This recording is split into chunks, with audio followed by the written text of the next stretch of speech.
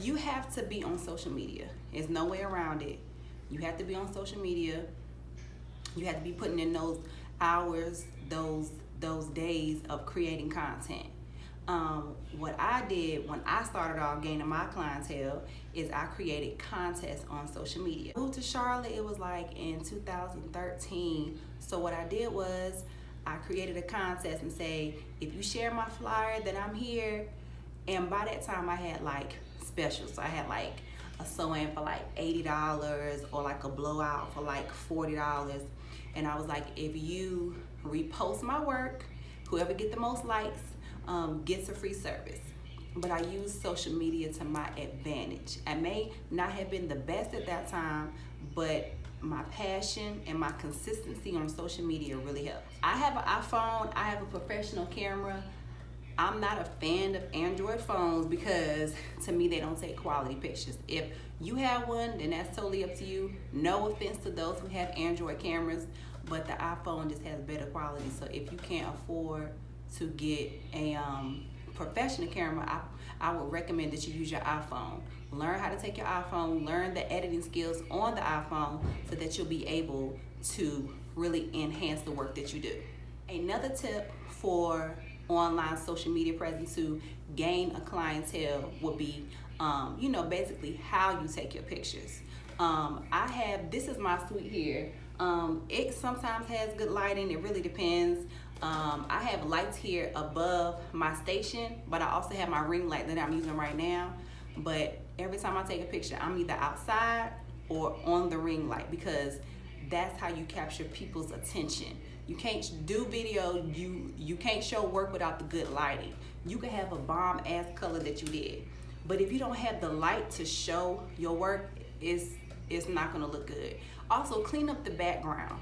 When y'all are taking pictures of your work or doing videos, don't nobody want to see stuff all over the floor, all in the background. That's not going to be what the people are going to be looking at. You want them to look at the hair, not the background. So just, kind of tidy up your pictures and make it look clean. You know what I'm saying? That's nasty. But have been using this before 2020, but hashtags. Hashtags really do matter, especially if you're new to a city, okay? When I moved to Charlotte, I used nothing but hashtags. Like Charlotte Stylist, Stylist in Charlotte, Charlotte Weaves, Natural Hairstylist, and follow the pages that cater to what you normally do. If you're a person that does a lot of weaves, it wouldn't, make sense for you to follow pages that only specialize in natural hair or shortcuts. If you want to seek out those clients and seek out, potential people, you have to see that every day on your timeline. So that's what I did. Like I follow things that was more in my lane. Like I do natural sew-ins, colors, cuts, blowouts, stuff like that, which is in my lane. So you have to know your lane. Another thing in 2020 is to know your niche. You don't have to do every single thing. You don't have to do every single service that is being provided in the Black community in 2020. If you're a stylist and you're really popping, it's no reason for you to have 19 different things on your menu, like sew-ins, cut and color, braids, taper cuts, relaxers, like frontals. Like that's too much. If you notice, the people that's really popping out here, they have one niche. They have one niche that they cater to. They cater to those clients, and they make their money. I used to feel like I had to do everything to make my money, but since I stopped doing relaxers like 4 years ago, because I've always been natural, since I stopped doing relaxers like 4 years ago and really, focused on the natural hair, that's when I really started seeing the clientele coming in, the money coming in, and I feel that I have perfected my work in a sense and the way that I like to do it. So that's what really got me clientele also. Along with that, you have to be confident, okay? The way to make money in 2020 doing hair and the way to gain clientele is you have to be confident in your work, okay? Because a client can feel you. Just like you can feel a client who walked through the door, a client can feel your energy too, okay? And if you're not confident, then they can sense it. They can sense when you're not confident. So then that makes them doubt you, and you really doubt yourself, okay? You are in control. When I have a client in my chair, I'm in control of the hair. I'm making love to the hair. I'm curling the hair. I'm getting it in with the hair because I'm confident in what I do. And I know that they will not be coming to me if I wasn't confident in my work and if they didn't appreciate or like my work. So confidence is key with this. You may want to start off at a set price. What you may want to do is start off at a lower price so that you can gain the clientele. Build your craft, get better at it. The more clientele that you get, then you start to slowly raise your prices. Don't just start doing hair and then charging $100 for a blowout. That's not gonna work for you because the people that are coming to you have not built a relationship with you. To build a relationship with people in order for them to trust you and want them to come and sit in your chair, they don't know anything about you. They don't know nothing. I charge $70 for a basic blowout. That does not include a steam treatment or even a deep treatment. But my clientele has become okay with that because they know my work. They know my ethic, my work ethic, and they know that they're not gonna leave out here looking stupid. So, you know. You may even have to do free hair. Sometimes you may even have to do free hair. If you're starting off to get the people to notice you, you have to do free hair. You have to show them because they're not gonna come in your chair and be like, girl, you know what? I'm gonna give you $100 because this your first time doing hair. I'm gonna give you $100. It don't work like that. That ain't real life, okay? You gotta work at this shit in order for you to build a steady clientele. Here is another big one that most people don't even think about, okay? I know when we were little girls back in the day when we went to the salon to get our hair done, we were in there for hours. We was in there from like, if you had an appointment at 8 o'clock, getting like a wash and set, you ain't leave till like freaking 12. Those days are over.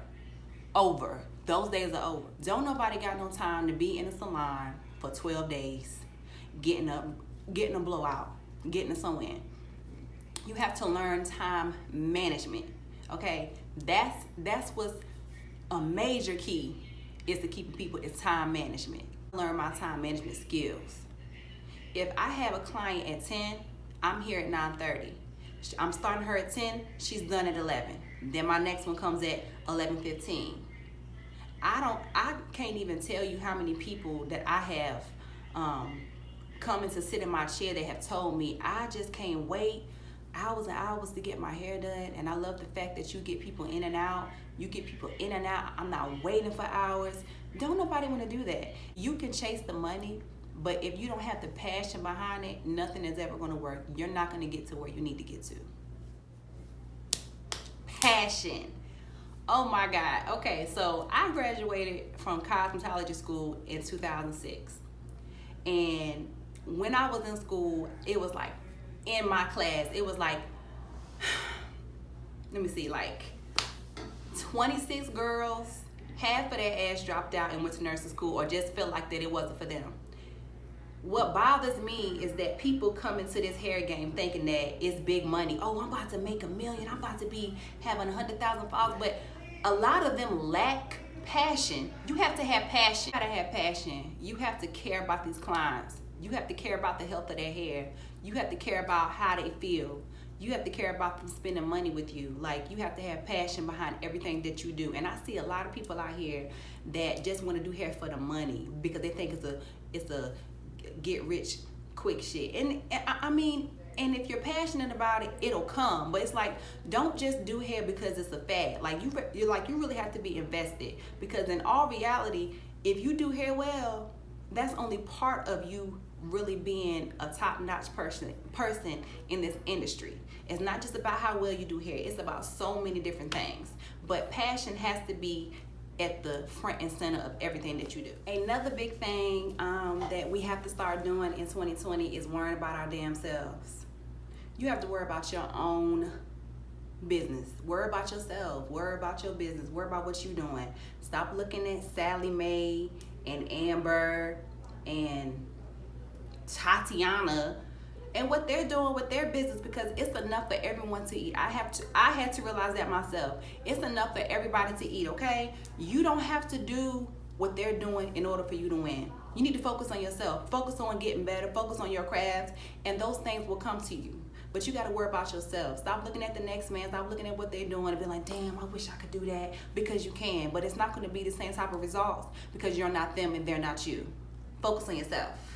Last but not least, patience. Okay, y'all have to have patience. Nothing comes overnight. Nothing comes overnight. You have to write down your goals, think about yourself already having and already achieving what you want. Stay consistent and have patience and just wait for your stuff to come. You have to wait, okay? All these people that you see online that, oh, I got content like that, okay, but they don't really show you the shit that they had to go through to get to where they are. I've been through a lot of stuff, but I'm here. I have a solid clientele. I have a family. I bought a home.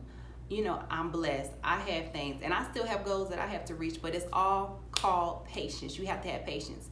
I even have to tell myself to have patience too. But if you're passionate, like I said, if you're passionate, you actually care about people, it'll come.